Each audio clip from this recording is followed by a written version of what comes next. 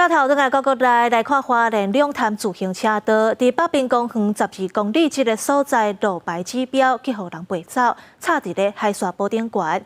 不少游客都抓准这自行车道改道啊，怎找无路？花莲县府表示会追究责任，甲作业的人找出来。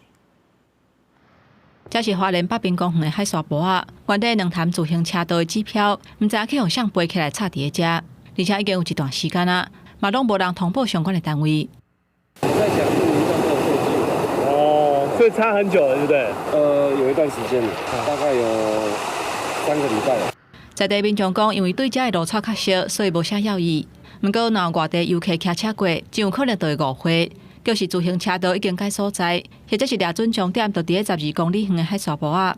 唔知其实两潭自由车道上远会当骑到鯉鱼潭。我可以骑到鲤鱼潭哦。对啊。怎么骑？从这条路一直过去。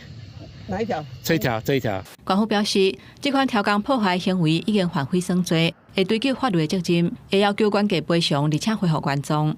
所有的公物都是属于县府的。那如果有人恶意破坏，基本上就是依照破坏公物这样的一个法则去做处理。在这边呼吁我们所有的包含游客尽到爱惜。